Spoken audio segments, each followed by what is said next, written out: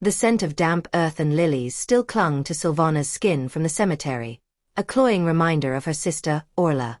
Silvana had barely managed the emotional weight of the funeral, yet here she was, standing in the sterile air-conditioned silence of the First National Bank, waiting to open the safety deposit box Orla had rented only months before her unexpected passing. The small brass box was slid across the polished wood table to her. She inserted the key, turned it, and with a soft click, lifted the lid, bracing herself for financial documents or perhaps a final heartfelt letter. Instead, the box was almost empty. Inside lay only one thing: a single crisp, cream-colored envelope, sealed with a simple wax impression of a phoenix. Silvana's heart hammered against her ribs as she recognized Orla's elegant, looping script on the front. Silvana, if you are reading this, I was right.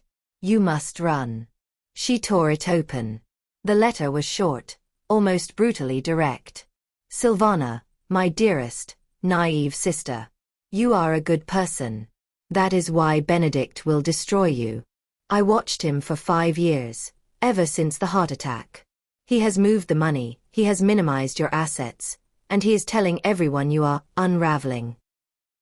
He sees you not as a wife, but as an obstacle to the full fortune. The insurance is worthless.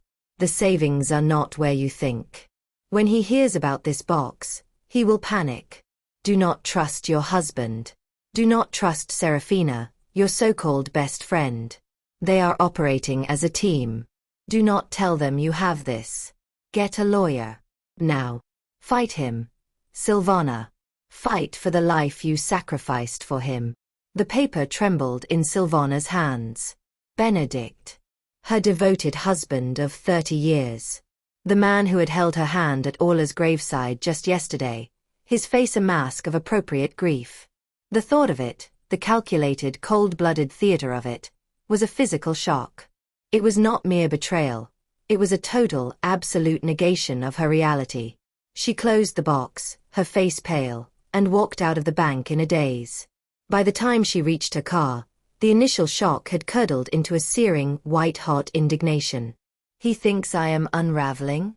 He thinks I am so weak, so dependent, that I would never even look inside my dead sister's box? The drive home became a silent, furious accounting. Orla's words, the life you sacrificed for him, slammed into her, forcing her to look, for the first time in decades, at the ledger of her own depletion. The first, immediate quantification of the indignity was the $12,000 she had taken from her own small inheritance from her parents 20 years ago to cover Benedict's initial business failure. A temporary bridge loan, he'd called it, which was never repaid and became an uncomfortable silence between them. Then came the $5,000 she'd spent last year, liquidating a tiny personal mutual fund she'd maintained, to cover a sudden mysterious gap in their joint accounts which Benedict had vaguely attributed to market volatility. And the constant smaller costs that added up to a mountain of emotional and financial abuse. The $300 monthly she'd given up for the last 10 years, a total of $36,000, by postponing necessary dental and medical care because Benedict insisted their premium health plan was too tight to cover non-essential procedures, while his own golf club fees, totaling $8,000 annually, were always untouchable. In total, the abuse wasn't a vague feeling of being undervalued. It was a concrete, tangible $53,000 plus of her life force, meticulously bled out to support his comfortable facade. Silvana pulled into the driveway.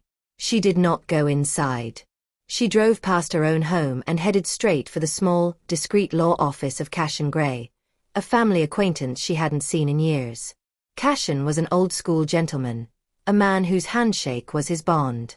As she sat across from him, detailing the contents of Orla's letter, omitting, for now, the explicit mention of Serafina, Cashin's usual calm demeanor began to crack. Benedict is already executing a plan, Silvana finished, her voice flat, devoid of the emotion she felt swirling inside. Orla said he is telling people I am unraveling. Cashin sighed and leaned back, his eyes troubled. Silvana, I wish I could say that's impossible, but I have heard things. Silvana felt a sickening lurch in her stomach. What kind of things, Cashin? Over the last 6 months, I've had dinner with a few mutual contacts. Serafina was there once. She mentioned, rather conspicuously, that you seem to be under a lot of stress since Orla's illness. She used the phrase mood swings, and mentioned Benedict was struggling to manage the house finances because you had become erratic in your spending. The air rushed out of Silvana's lungs. It wasn't just a betrayal by her husband.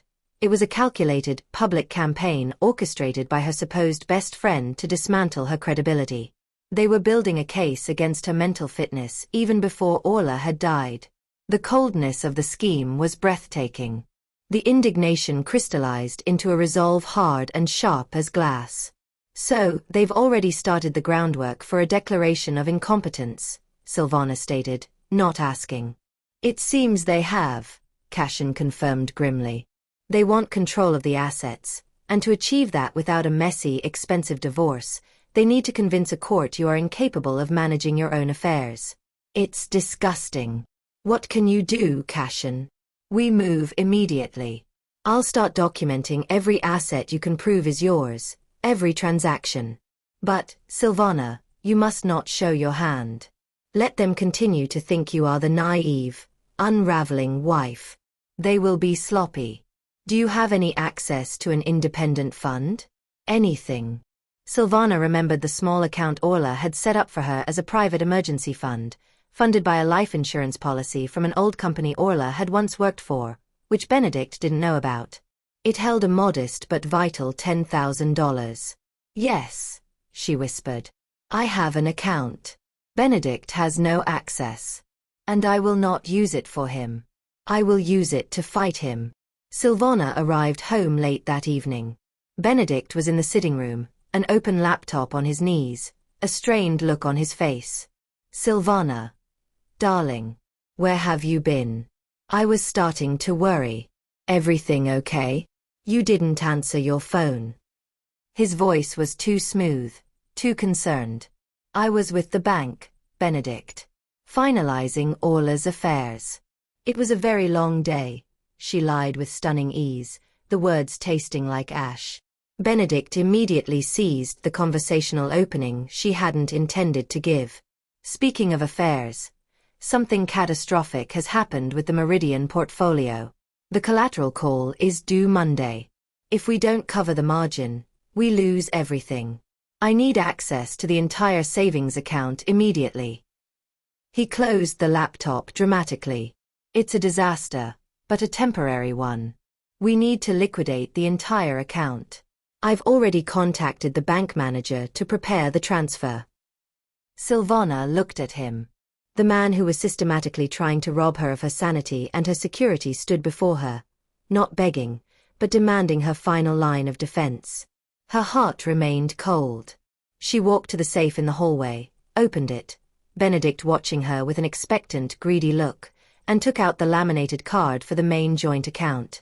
She walked back to him, ripped the card in half, and dropped the pieces onto his open laptop. No, Benedict, Silvana said, her voice quiet but carrying the force of a landslide. You don't get to gamble with my future anymore. I'm taking the house funds and moving them into my own name.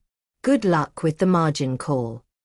The sheer arrogance on Benedict's face vanished, replaced by a look of bewildered, then panicked, rage. He scrambled for the phone, dialing his brokerage firm. He tried to log into the account on his laptop, his fingers visibly shaking. Silvana. What have you done? You idiot. That's our money. We'll be ruined. This is proof. You're clearly not thinking straight. I'll call the bank right now. They'll see this is my money too. I'll challenge this transfer. Silvana watched him, her hand resting on the back of the sofa, a spectator to his collapse. Challenge away, Benedict. I've already contacted the lawyer. Benedict dropped the phone, his face contorted. A lawyer? You think a single paranoid action can hold up against 30 years of marriage? You're delusional. I'll have this overturned by the end of the week. I'll call Jansen first thing Monday. He's the best conservatorship lawyer in the state. He'll make sure you can't make another erratic decision like this again. He pointed a shaking finger at her. You think you've won something? You've only just started the war, and you'll find that I'm far better equipped to fight it. You'll be begging me to let you sign over the house by the time he's finished with you." Benedict's veiled threat, the mention of Jansen, the conservatorship specialist, did not scare Silvana. It sharpened her focus. She had expected rage. She had received confirmation of his ruthless strategy. The next morning, she did not wait for the inevitable legal assault. She returned to Cashin Gray's office, armed with Orla's letter, her memory of the quantified abuse, and Benedict's final, chilling threat. "Jansen is a brute, a financial surgeon," Cashin noted, frowning at the name. "He doesn't do amicable divorces. He liquidates people." "Benedict is serious, Silvana. He is moving to have you declared incompetent to manage your own assets, using your sudden withdrawal as the primary exhibit." "So, what does that look like?" Silvana asked, her hands clasped tightly. "It means he'll likely try to get an emergency hearing to appoint himself as a temporary conservator over your estate, possibly even your person. He'll argue that your recent actions are evidence of a mental breakdown, that you're suffering from acute stress disorder following your sister's death, making unsound financial decisions." Silvana stood up, pulling her shoulders back. "Then we beat him to the punch. We demonstrate, beyond a shadow of a doubt, that the only person making unsound decisions is him, and that he is financially abusing an elder. I want an injunction against any attempt to access the accounts, and I want an immediate letter sent demanding he cease and desist from all financial harassment." Cashin smiled slightly, recognizing the steel in her voice. "That's the fight, Silvana.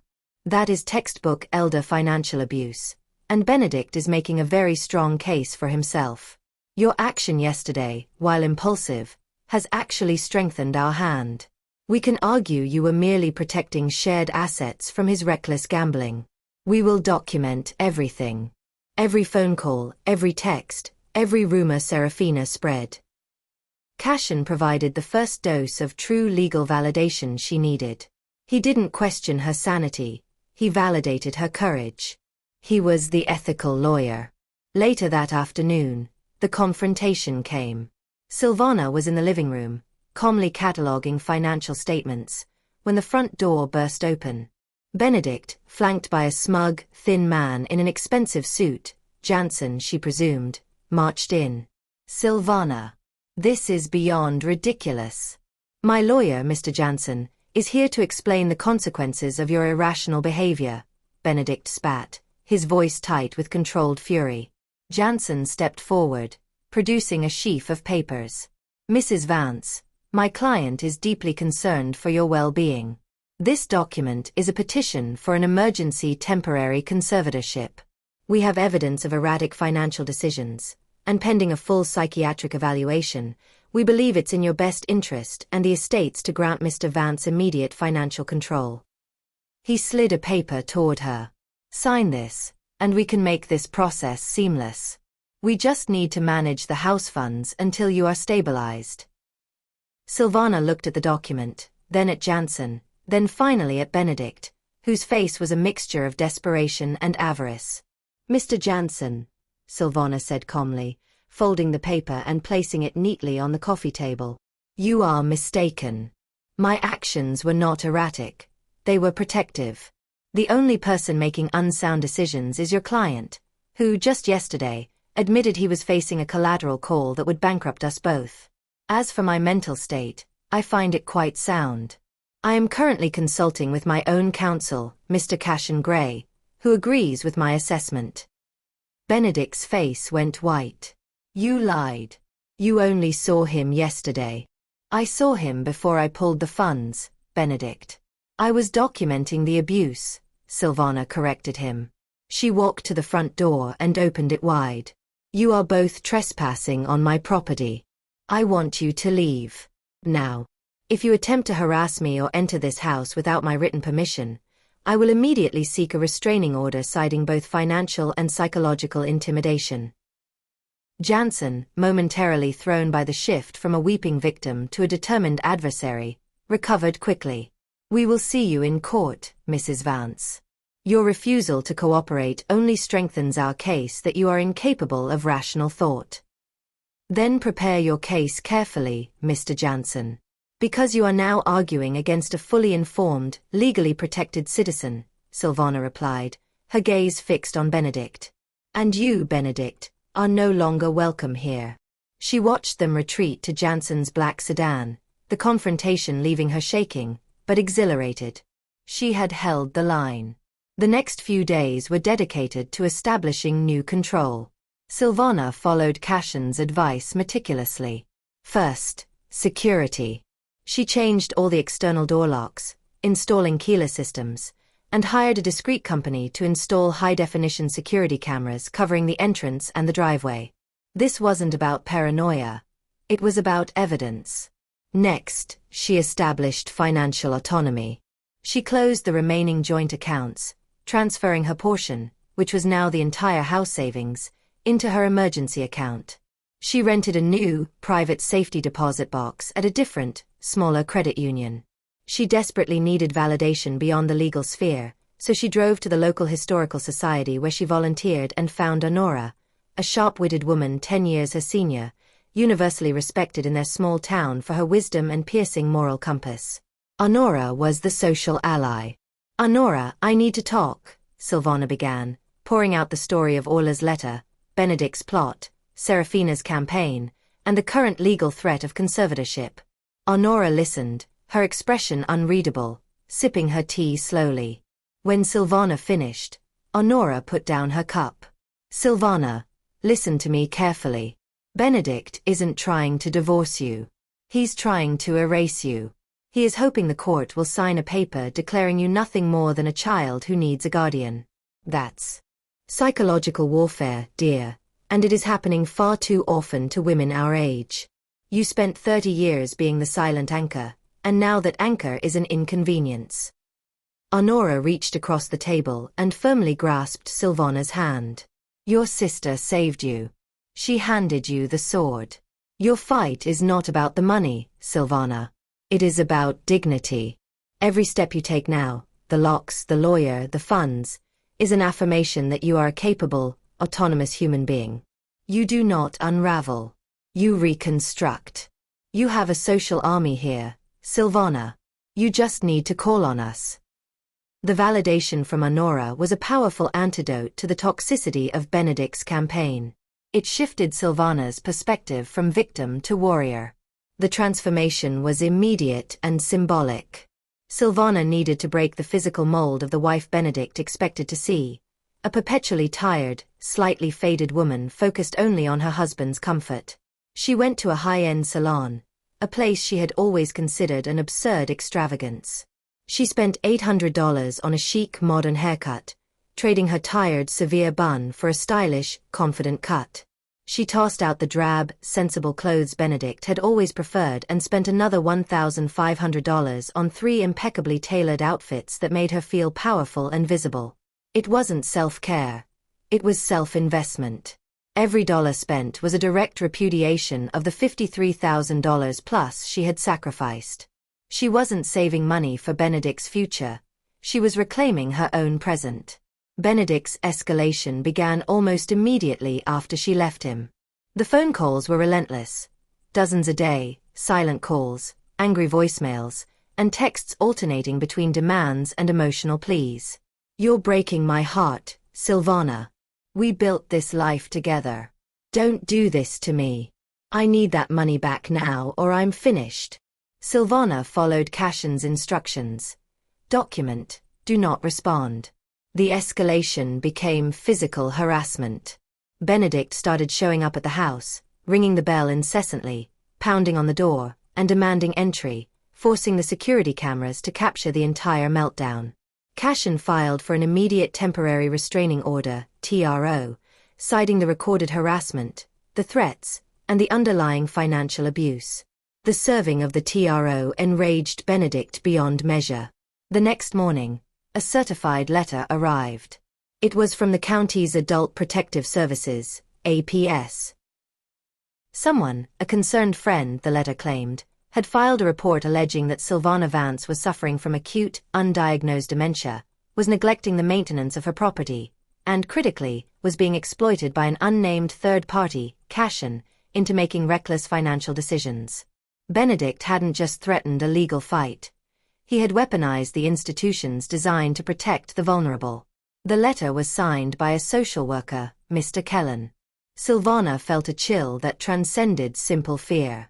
He was using the state to invalidate her existence. He and Serafina were relentless. The stakes were no longer just about the house or the money.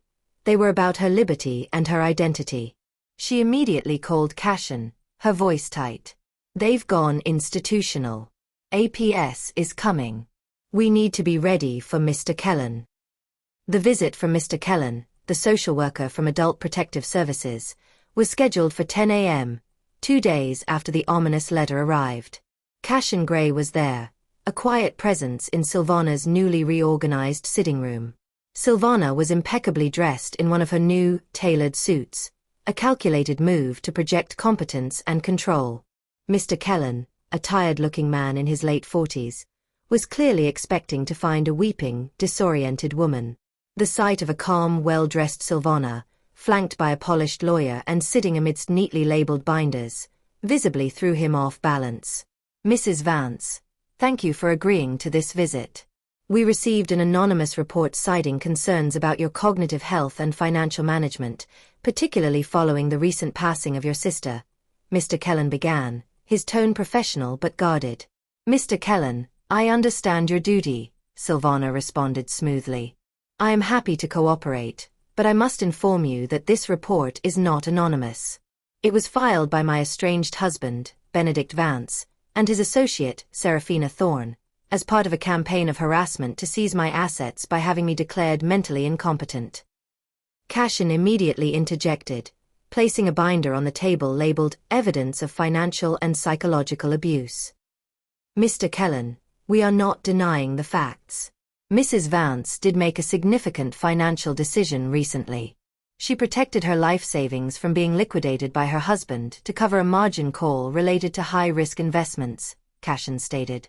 "On page 6, you will find a full accounting of over $53,000 Mrs. Vance sacrificed over 2 decades to bail out Mr. Vance's various failed schemes, confirming a long-standing pattern of elder financial abuse perpetrated by the very person who filed this complaint."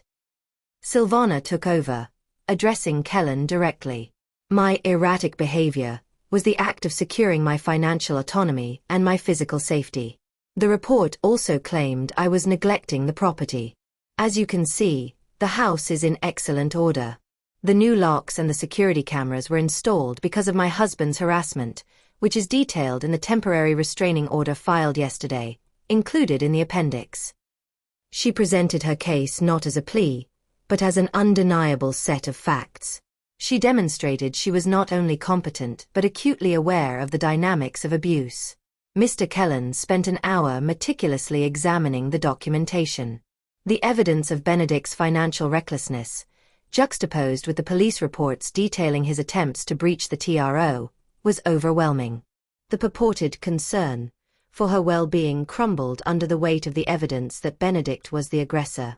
"Mrs. Vance, I apologize for the necessity of this visit," Mr. Kellen finally said, closing his binder.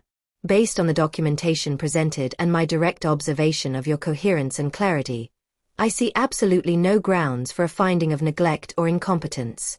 In fact, your actions appear entirely rational and self-protective.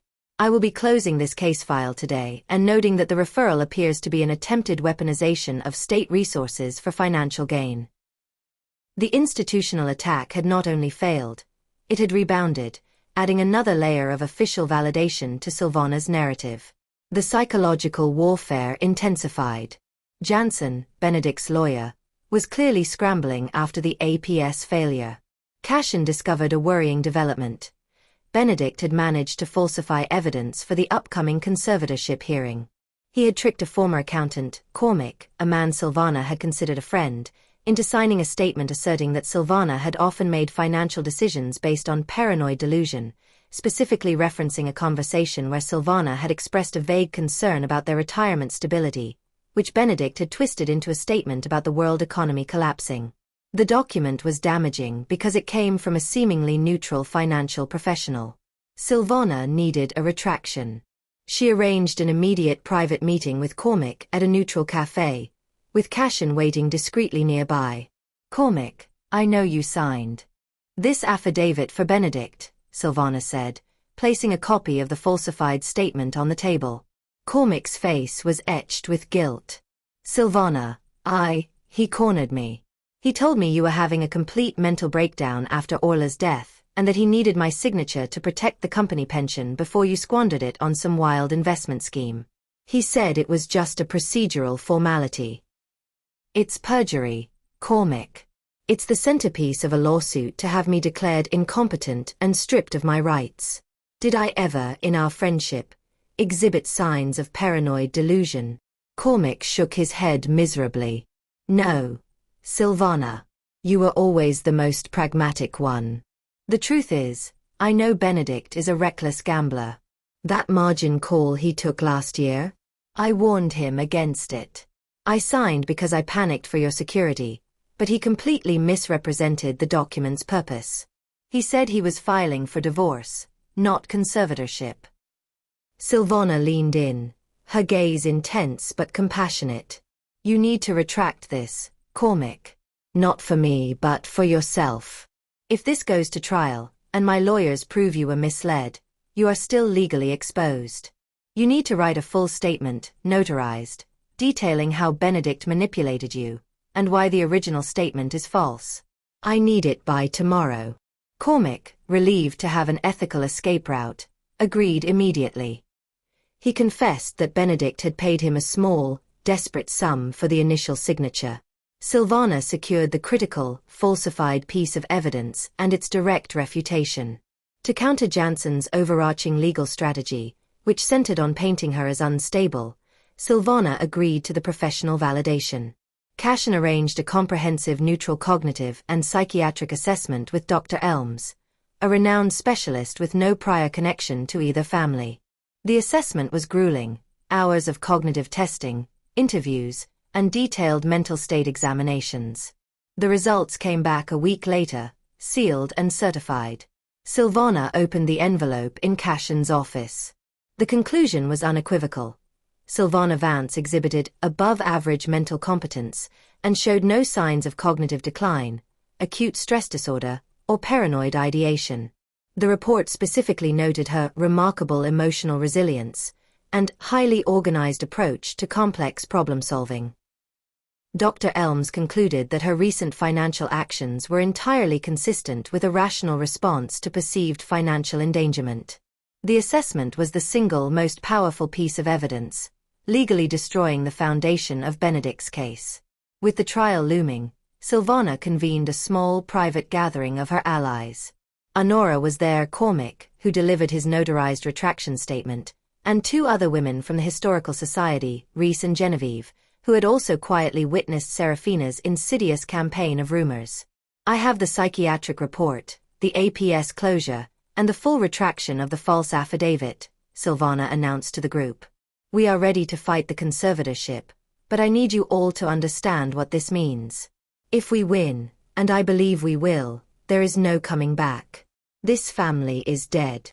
The weight of her own words settled on her. She had spent 30 years believing in the institution of her marriage, even as it hollowed her out. Now, sitting with these friends, the people who saw her, affirmed her, and fought for her dignity, she acknowledged the final grief. She looked at the notarized retraction signed by Cormac, the man Benedict had manipulated. She looked at the APS report, the state's admission that she was right. She looked at Orla's letter, the final, selfless act of warning. "I loved him," she thought, a final tear tracing a path down her cheek. "I loved the man I thought he was, the man I sacrificed for. But that man was a fiction. This fight is irreversible because the marriage was a lie, and the family love is dead." She wiped the tear, her face hard with resolution. There was only the battle ahead, and the truth of her own strength. A courier arrived at Cashin's office just as the meeting ended. It was the final summons. The conservatorship trial had been scheduled for the following Monday in 2 weeks. Benedict Vance, through Mr. Jansen, was officially petitioning the Superior Court to have Silvana Vance declared mentally incompetent, placing her person and her entire estate under his control. Despite all the evidence Silvana had gathered, the court still had to rule. Her freedom, her dignity, and her life were now in the hands of a judge. The courtroom, sterile and unforgiving, was the stage for the final act. Benedict and Jansen sat at the petitioner's table, their expressions a mixture of desperate confidence and arrogance. Silvana sat opposite them, flanked by Cashin, with Honora, Reese, Genevieve, and Cormac seated in the gallery behind her, her silent army of witnesses. Jansen presented his case with the practiced venom of a true financial predator, focusing exclusively on the sudden, large transfer of funds and Silvana's subsequent imposition of the restraining order. He portrayed her actions as textbook paranoia, amplified by grief, arguing that only placing her under conservatorship could save the estate from utter ruin. When it came time for Silvana's final testimony, the room fell silent. She was called to the stand. She was not fragile, she was resolute. Cashin led the questioning, establishing the long pattern of Benedict's financial recklessness and the specific, quantified sacrifice Silvana had made over decades. But it was Silvana's direct address to the judge, Judge Thorne, that provided the moral climax. "Your Honor," Silvana began, her voice steady, cutting through the legal jargon. "Mr. Jansen argues that my recent actions, securing my savings and removing my husband from the premises, are proof of my incompetence. But I would argue they are proof of the exact opposite. They are the actions of a woman finally seeing the reality of her situation and acting to protect herself." She looked directly at Benedict, whose face was tightening. "My deceased sister Orla left me a final warning, that my husband intended to destroy me. He did not file for divorce, Your Honor.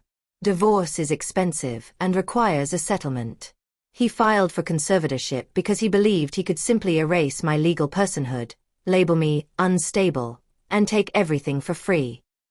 Silvana then laid out the evidence, not just the documents, but the sequence of events.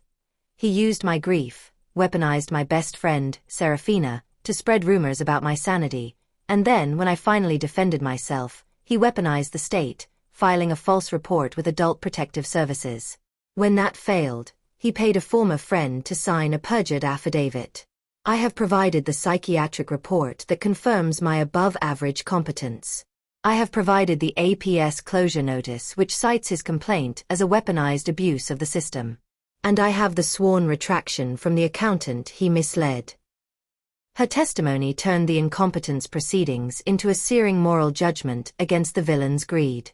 "The question before this court, Your Honor, is not whether I am capable of managing my finances. The evidence shows I am. The question is whether a woman who spent 3 decades sacrificing her financial security and emotional well-being to support a reckless, abusive husband, and who finally stood up to protect what was left, should be punished with the loss of her liberty.